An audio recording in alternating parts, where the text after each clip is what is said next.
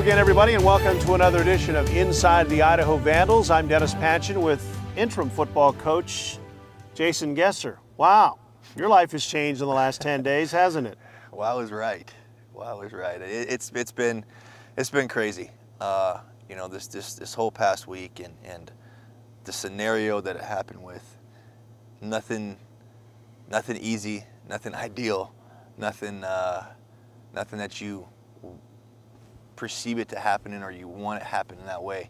But it is what it is. The hardest part for me and the hardest part for this whole situation for all of us is Coach Akey meant a lot to all of us. You know, he meant a lot to me.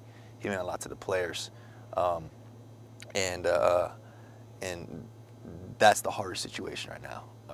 It's not easy in that facet, but we got to continue to go on. The games are still scheduled. The games are still going to go and be played, and we gotta pull together as a staff. We got to pull together as a team. We got to pull together as a family from internally, and continue to grow. You know, and put our best foot forward, because Coach Hickey would be pissed any otherwise. You know, he would be. He said it in his exit meeting of, you know, and he's been saying it. I've heard it said to me millions of times when I was playing for him over at Washington State. It's not what happens to you, it's how you respond to what happens to you. And he wasn't just referring to himself, he was referring to the team. You know, he's always about those guys and always about the best interest of those guys. And so I think if they don't respond in the way that he would want them to, he's going to be upset, obviously, and the players respect that. So, You kind of went through this a little bit as a player at the end of your career when Mike Price left and Bill Doba took over, and there was the co-coach in the Rose Bowl. yeah. What did you learn from that situation that you hope to take into this situation as you step in and replacing a guy? You can't replace anybody, especially Coach Akey. You can't replace a guy like that. Not trying to replace him, not trying to do anything. I'm trying to live what he was pushing forward. I'm trying to continue that going, and you know, putting my little twist or my little style to it, whatever it may be. But you can't replace a guy like that. You gotta understand the situation. You gotta understand what's been put in front of you. That was the same way with Coach Mike Price and Coach Doba. Going back then, and there was so much respect for both of those guys, and those guys are best of friends. And I hope that's kind of viewed in this same scenario. But it's something that you know, you really just gotta take it for what it's worth, and understand that even though it's not the ideal situation, we know how to utilize each other. We know how to build off of each other, and we know how to grow off of that. Was there part of you when they said, Jason, we want you to take over, that said, no, I don't want this job because I don't want to do that to Coach Akey? Was there part of that in your head? Yeah, big part of it. How'd you get past that? A big part of it, talking to the staff. You know, when Rob asked me if I would do this, obviously Rob Spear. Yes. Yeah. He asked me if I would do this, talking to the staff afterwards and saying, you know, what do I do? You know, because I don't want to have any disrespect to Coach Akey. I don't want to have anything to that matter. All the guys were like, somebody in here is going to have to do that. It's not looked at as disrespect to him. He's got to understand that somebody's going to take in that role, and that hopefully it's not taken personally against that. And so I hope that he doesn't view that way, and I'm pretty sure that he doesn't. But what's going on in the back of somebody's mind, you never know, especially in a scenario like this. So it's never easy. It's never easy. What did you tell the players? Obviously, that first meeting was very, very difficult. I broke down. I started crying a little bit, telling them how much Coach Akey meant to me, telling them that we're going to do everything in our power to keep this ship going, and to help understand the situation better, that it's going to take from within. It's going to take guys inside to coming together to get this thing going.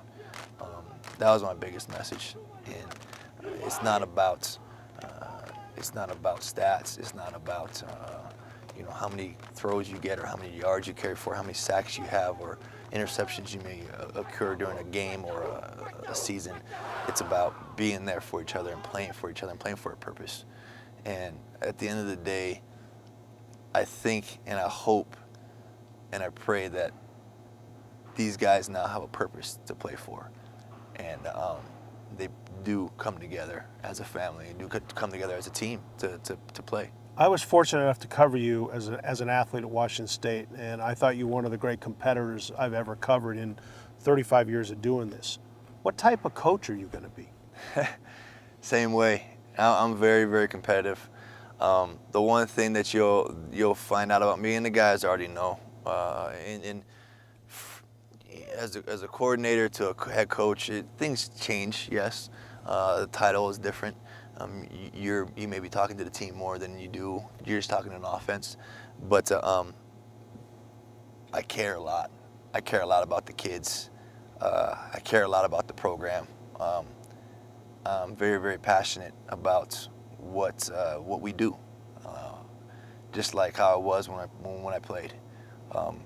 Because if you don't care, if you're not passionate about it, if you're just here just to be here, and you're looking at it just as a job, you're never going to be successful. You're never going to perform the way you should perform to your best ability. But if you put everything on the table, you put it all out there, you're all in. Every time you do something and you have that care and that passion, hopefully that shines through. So that's the kind of coach that I am. That's the kind of coach I'll always be. I know it's a business. I know it's something that you will incur heartache. You're gonna have to move your family. Your family's gonna, families will suffer, kids will suffer, and things like that. But that's when you sign up for the job. That's what you get. But there's also so many benefits in it too. I'm lucky enough to have, 100 sons. You know what I mean? And not just to mention these guys that have been here for the last 2 years. I'm talking about guys that I've coached previous from here. I still keep in contact with all those guys and talk to them. And it's a lifelong friendship and bondship, and it's something that's pretty special, and that's why I do it. You're going to run out of that tunnel that's just over there in a couple of days. Have you thought about that, what it's going to be? Because it's going to be different than it was before. Yeah, because usually I just walk up to the box and go up 20 minutes before everybody. And nobody says anything. Yes. I've never been, when I was a head guy before, I've never been a lead him out on the field guy. I've always been a guy that's, hey, that's your leaders, that's your team guys. So I'll run out. You'll probably see me in the back and mix with everybody else. And you'll find out as we talk more here, and you guys get to know me a little bit better. It's never gonna be about me. It's gonna be about the players. It's gonna be about the kids. It's gonna be about what they're doing, how they are doing it. Because at the end of the day, that's what it is. We're just there to help them out and to guide them in the right direction. And so I think that you'll find that out, and you'll see that when I run in that tunnel. Hopefully it's not like the first time I ran out of the tunnel at Martin Stadium, because the first time as a player I ran out at Martin Stadium, they had the fog going, and they had a good old cameraman sitting right on the side, and I could not see him, and I hit him, and I tumbled right over him and ate it. And I had the clipboard because I was redshirted, and I broke the pencil, broke the board, broke all that stuff. So hopefully it's better than that. How about that? We'll make sure there are no camera people out there for you running out on Saturday. Thanks for the time. Good luck, and we'll be talking every week. Appreciate it. Hopefully you still want to talk to me every week. I still want to talk to you. I always want to talk to you. Jason Gesser, the interim football coach here at the University of Idaho. Transition is never easy for coaches. It's never easy for players. We talked to some of the Vandals about the biggest difference between Rob Akey and this guy. This Idaho team has had a couple days off due to the bye week, which has also given them time to adjust to the firing of head coach Rob Akey. As they get back to work this week, the question on everyone's mind is, how do they respond to the new leadership under interim head coach Jason Gesser? He's a little more mellow than Coach Akey. Coach Akey was a very wild, upbeat person, and Coach Gesser's he's from Hawaii. He's laid back, but he's a strong leader as well, just in a different style. So that's something that we're adjusting to, and it's going to take a little bit of time, but we're getting there. Obviously, it's a tough deal. Our leader's gone, our head coach is gone, and we just have to respond as a team. And that's all we can really do, and I think we've done that so far. Although it was an emotional few days, players were more than happy to be back on the field. It was good to get out here because being at home for like the first couple of days since the news came down, it was a lot of thinking about it, and it's kind of difficult for us. And I think getting out here and being able to do what we do and play football helps. It's kind of like a solace to get away from everything. Man, we had a rough week, but we had to come together, and the only thing we can do is move forward. That decision to let Coach Akey go, that's out of our hands. And the only thing we can do as players is keep playing. We all can't give up. We've got to play with some pride and play for ourselves, play for our teammates, play for our coaches. The Vandals were dealt with another blow this week after athletic director Rob Spear dismissed starting quarterback Dominique Blackman for violating team rules.